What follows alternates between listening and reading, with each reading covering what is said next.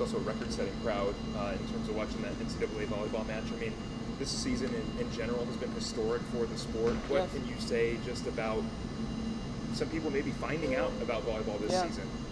I mean, we're just getting started, and I'm not talking about Nebraska volleyball. I'm talking about just this league, this wave of just volleyball. I mean, we have generations of studs, and they're just now being appreciated. And you know what? It's better late than never. And so I think it's amazing. You know, you see the way that them basketball stars and the football stars are treated. I'm like, it's about time it's volleyball's turn. And you said you guys haven't looked at tape on Texas yet, but just from the outset, what do you notice about them, and how are you guys prepared for this? They're studs, and they play with heart. There's mad respect to them.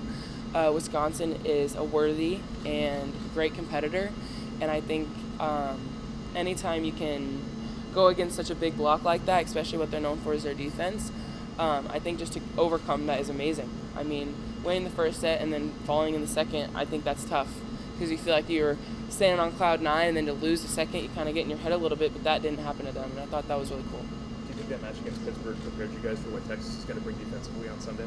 For sure. Pittsburgh was very, very scrappy, and it's not really often that you see that, especially from middles. I saw 20 pick up a couple balls, and I thought that was really cool. I saw her do it once. I'm like, this game's going to be interesting because it's not every day you see that, and so I don't know. I think it set us up just to be prepared for long rallies and to try and win ugly. Bekka, Nebraska, Texas in the national championship. This is big time. Yes. Rivalry runs deep, baby. I mean, it's like the old matchup. I think the last time, was it 17 or 15? 15. 15, yeah. So that's the last time they beat them in the finals, and I thought that was really cool. I mean, you always hear about this growing up. Before I even followed Nebraska volleyball, I heard about the rivalry with Texas. So I was actually born in Texas, San Antonio, and I only lived there for a short bit. And so it's cool. It just feels like a big full circle moment. Both you and Laney are known for being really fiery. Who do you think has the edge there? Are you talking to us versus Texas? Yeah, no, you and Laney. Yeah. Who's more fiery? Oh man. You know, that's a day by day type thing. I think we both bring fire in very different ways, but when we align, it's crazy. But I don't know. I'll give this one to Laney. I don't know. It's tough. Speaking of Laney, in the freshman class as a whole, did you ever worry about they would come in here and think they would kind of take over? Did you kind of feel like the blending and that camaraderie was there right away, or did it take some time? Oh, I think it was a mix. Oops, sorry. Yeah, I don't know. I think you said about the freshmen wanting to come and take over. Yeah, did you ever feel like they came in cocky at all, or do you feel like they really earned their spot right away and blended with you guys well? I think they earned their spot, for sure. And if anything, I would encourage them to want that attitude. The last thing I want is for people to be recruited for their heart and their skill, and to feel that they need to step down simply because of their youth. I think that is one of the biggest lies that we get told as an athlete, is because, oh, you haven't been around as long as me, you don't deserve my spot. The game doesn't know how old you are. I mean, that's the one thing we've been teaching all season, and I wanted them to come in here and act like they own it. That's exactly what we needed, and they did that, and they've been proving that over and over. And so, yes, I didn't think they were cocky, but I would ask that more freshmen would do that and ask that of themselves to not shy away from a senior simply because they're a senior. Bekka, with everything that's happened over the past 4 months, it seems only fitting that you guys are in the national championship. Do you feel the same way? See, yes, it's nice, but I don't think anybody deserves anything. I think at the end of the day, it's about what you earn. And yes, we've set a bunch of records. We had the Memorial Game, and things are working out. We have a couple All-Americans, but at the end of the day, you don't deserve anything. You earn.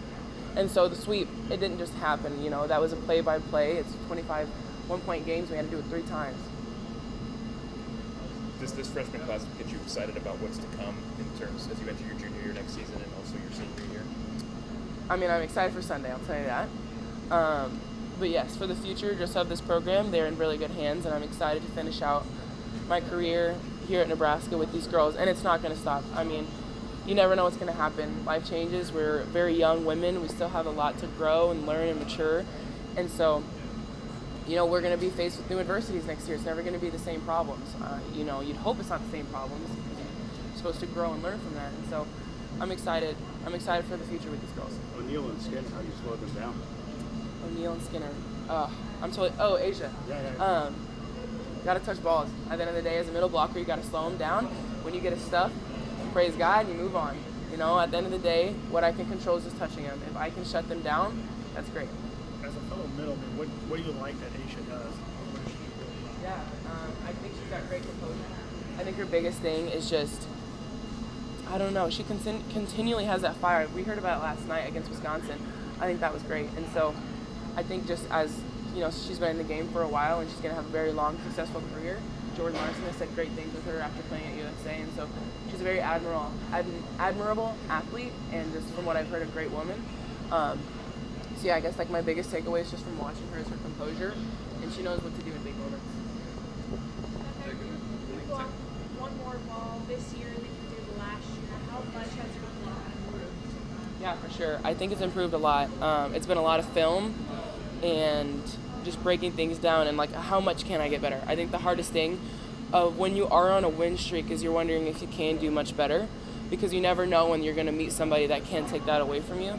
And so the biggest thing for me has just been, okay, what are the great ones doing? So I would watch a lot of USA men's volleyball, and I'm trying to figure out, you know, what are they doing right? Like at this point, we have people hitting high and hard, and they're being really creative. You know, they have to constantly change their game. And the same thing goes for the middles that Jalen chooses for us to watch in film. I'm like, okay, why is he choosing these women in particular? Like, what are they doing that I need to learn from? And so it's just been a lot of asking questions and allowing myself just to kind of take in whatever he has to offer and just from film. Who are some of those players that you've learned a lot from watching film? Oh, see, I can tell you right now, it's I think she's from Turkey, and it's number 5, or I think it's Poland. I'm totally blanking on her name, but I know what number she is. She's number 5, and she's a stud. I also like watching Max Holt. He's really tall, and he's really agile, and he's one of the reasons why I even start in the base that I do, which sometimes my hands aren't up here. I've never understood that philosophy from coaches to have hands up high. I've never understood that. Like, the quickest part of your block is your hands. Sorry, that's just like a side tangent. But, like, yeah, Max Holt for sure. And, yeah, I also like watching Fluke. She's one of the most laterally advanced moving middles I've ever seen. I nitpicked her a lot on how she ran the slide and tried to learn from that. And same from Haley Washington. I just admire her in so many different ways, and so, yeah. Bekka, Coach Elliott referenced this as like Lakers versus Celtics, #1 team against the reigning champs. I mean, do you see it that way? I don't really know NBA that well, but if you gave me some context, so yeah, I guess so. Big rivalry. Big rivalry, there you go. Teams, a lot of history between them. Yes, a lot of history between us.